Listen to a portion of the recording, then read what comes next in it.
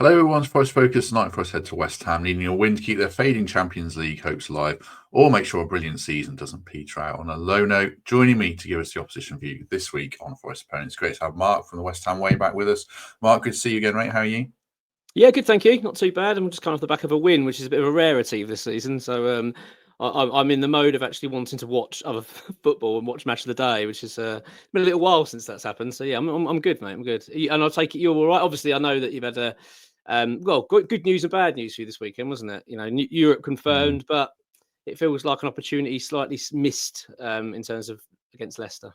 It's just, yeah, I think it's because it's Leicester as well. Like, because they're so bad. If we'd beat Leicester and then drawn with West Ham and lost to Chelsea or something like that, it feels different. It's just because we've fallen away, and drawing with Leicester was a bitter one, certainly. Let's talk about West Ham then.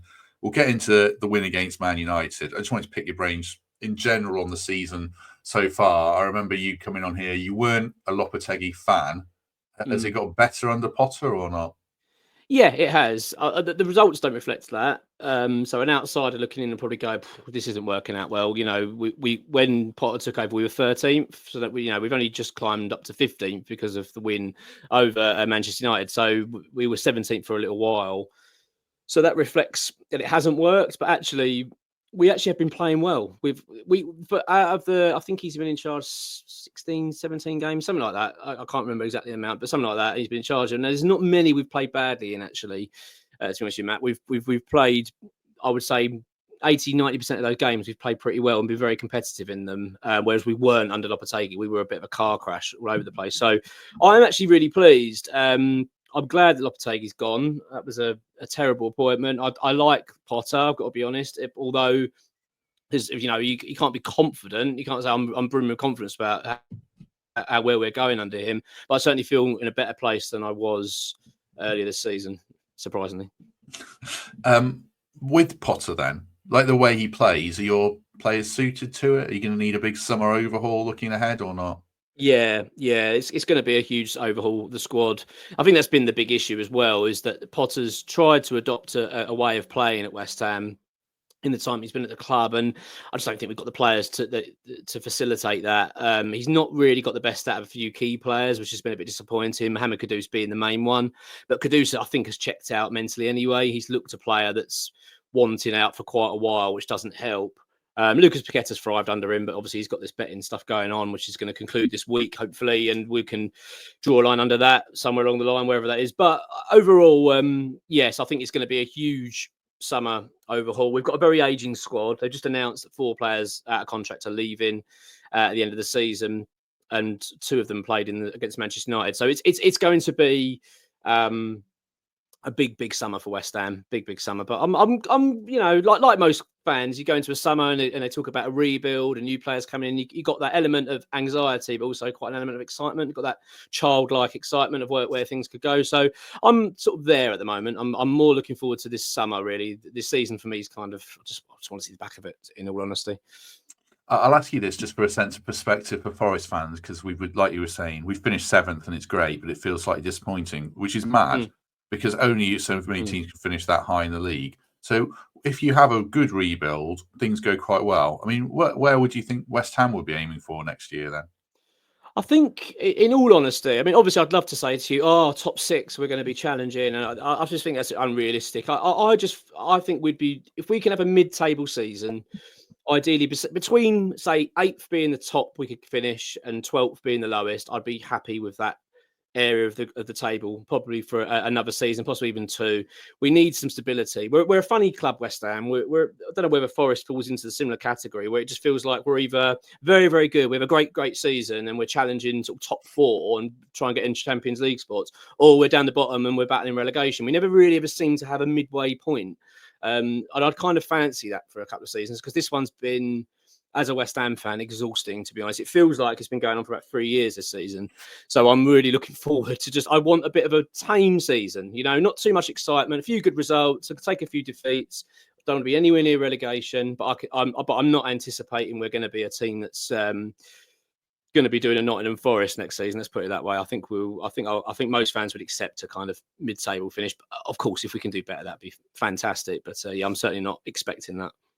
It's funny you say I hadn't thought of that, but you're probably right. When I think back to Forest seasons, even like in the Championship, we were either pushing for the playoffs or pretty hopeless. So yeah, it is funny you say that. You talk about excitement. Yeah. What about Potter's football? I've watched a few games of West Ham on TV, and if I'm honest, I found them pretty dull. Is that just teething problem? Yeah. You'll get the entertainment in time with him or not? Well, the thing was, when Potter came in, I think he used a stat and said over the last 25 games, you've conceded over 50 goals. So effectively, we're conceding more than 2 goals a game, which was the biggest problem. And that wasn't just under Lopetegui, that was under David Moyes as well. So we were conceding. When we were losing heavily. We were 4-0 down to Arsenal at home in half an hour. I mean, it was insanity. 3-0 down to Chelsea in 20 minutes or something like that. So we were shipping goals in. So I've got sympathy for Potter, actually, because people have said, oh, like you say, well, the football hasn't been that exciting. But really, it's unrealistic to expect a manager to come into a team that had such a dismal defensive record, and then suddenly it's like not only are you now not conceding goals, but you're playing beautiful football. It's just unrealistic. So I think what we've seen so far is basically Potter coming in just to get this defence sorted out.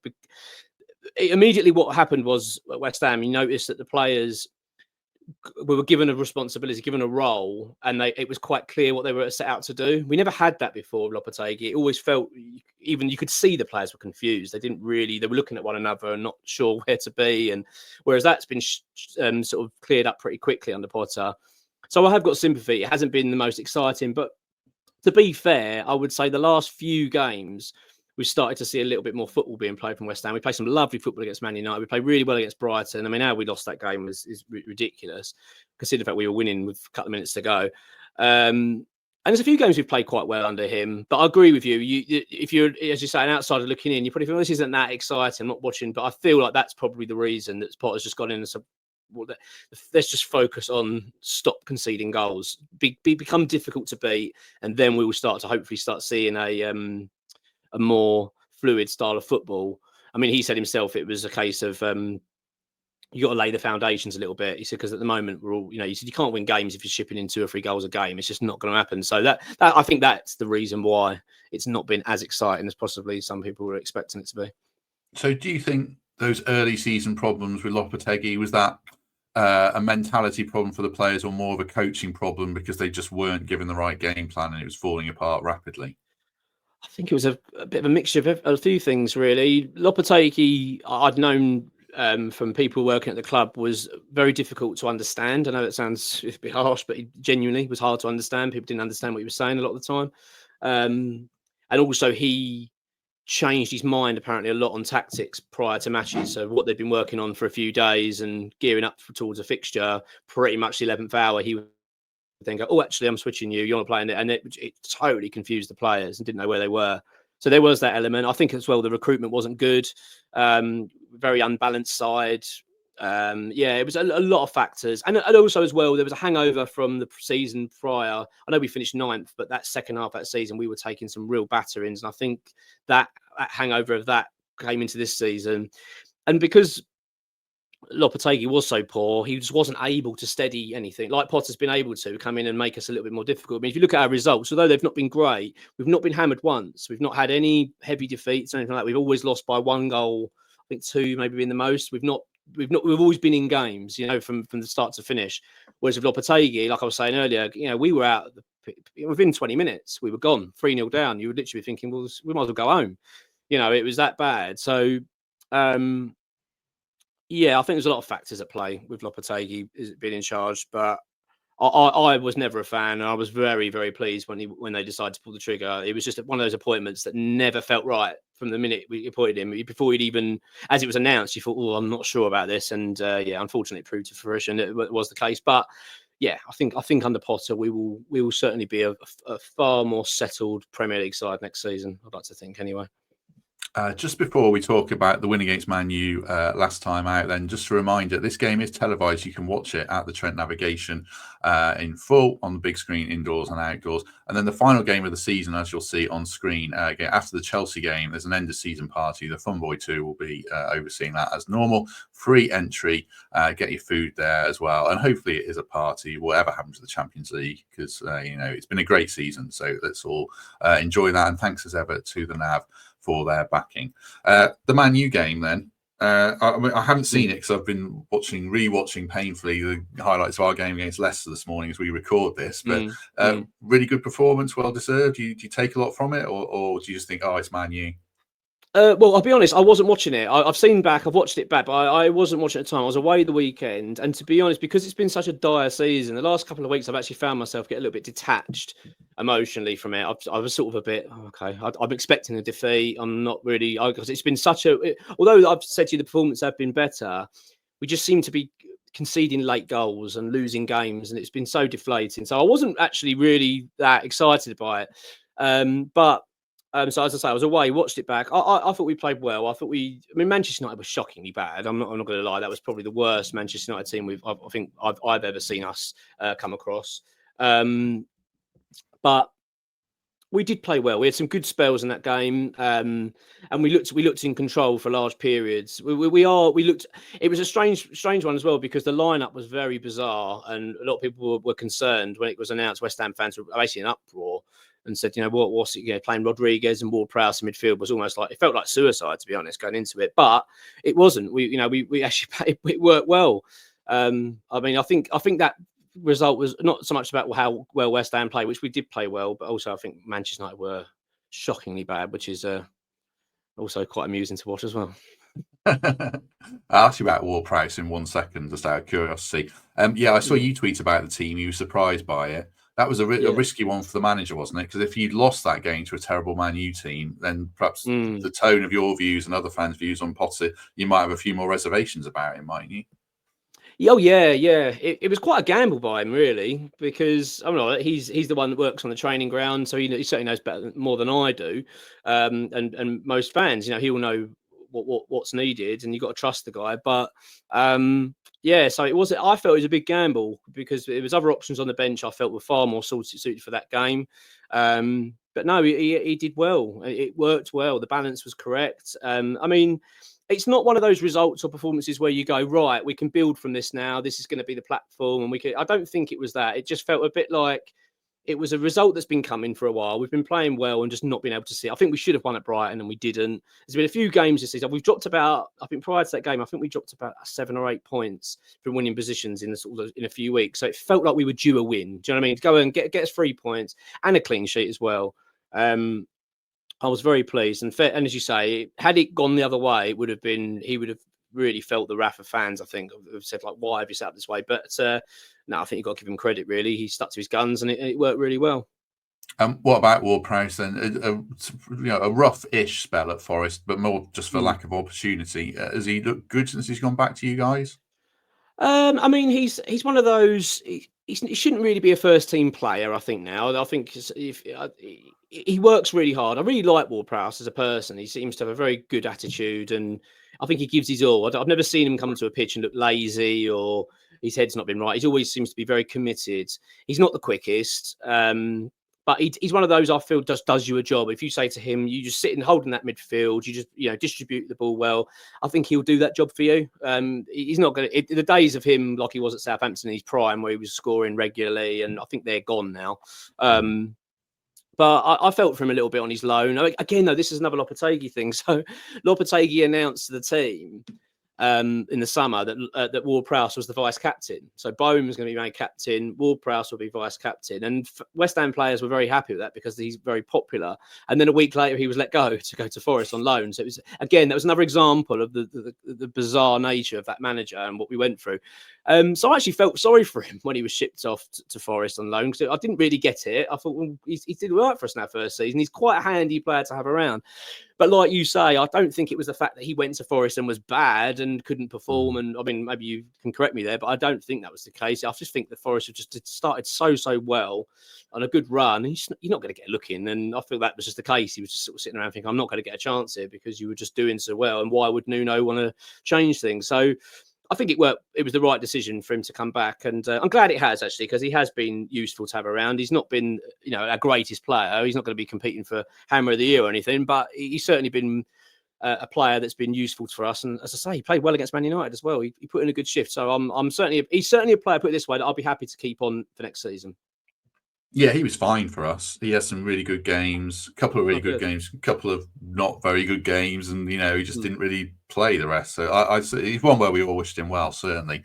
Looking at Sunday, then, this is what our fans all want to know, really, is what can we expect from West Ham in terms of, will Potter be experimental looking to next season? What attitude are you expecting from the players? What team selection? Are you going to tell us it's Forest going to win this one easily, or you still got high hopes for West Ham? I think you probably caught us at the worst time now in terms of Forest perspective, because I think that wins give everyone a big lift. It's the final home game of the season. We've had a really torrid season. So we're all very much desperate to get a little bit of enjoyment out of what's left. The Manchester United result certainly was that. This is obviously the last one at home.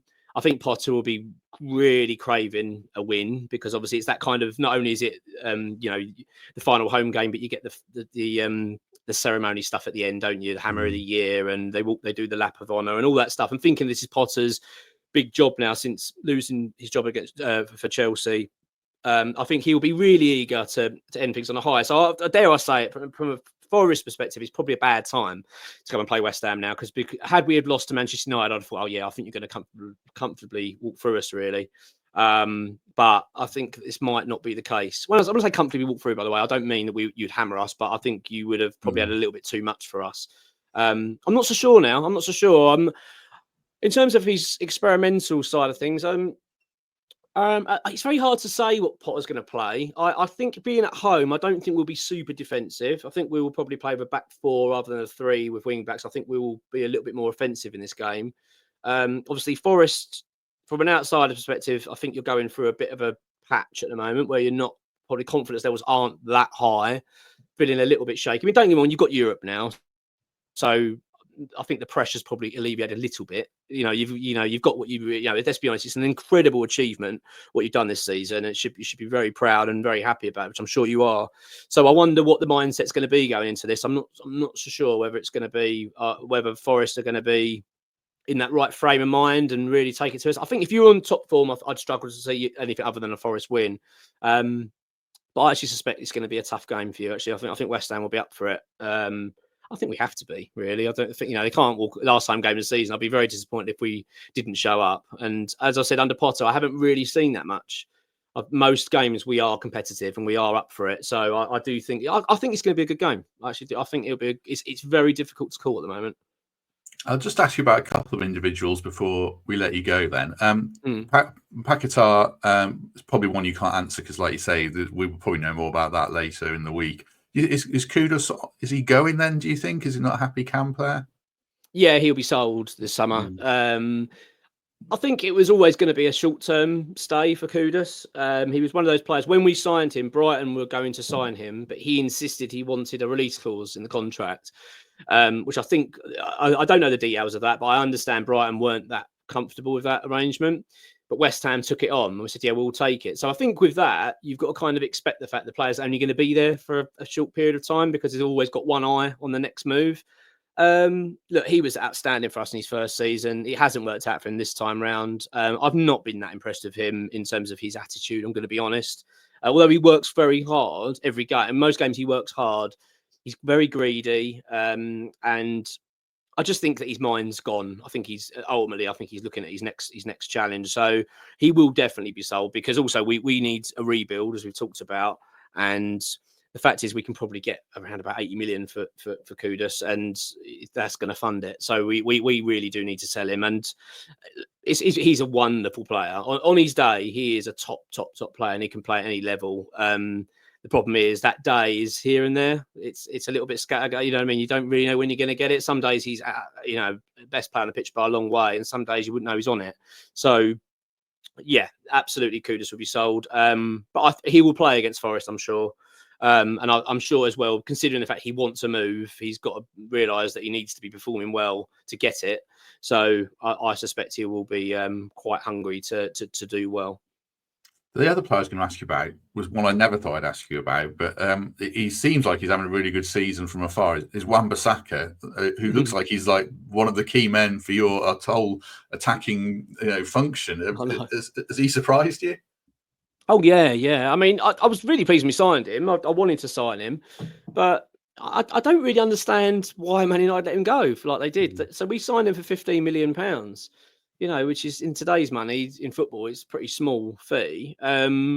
So you would have thought we were getting maybe a player. Well, I was fearful when you buy players from bigger clubs because I was, especially towards the latter stages of their career, because you do wonder whether they're just going for a few quid and I can play Premier League football for a couple more years and maybe their heart's gone a little bit.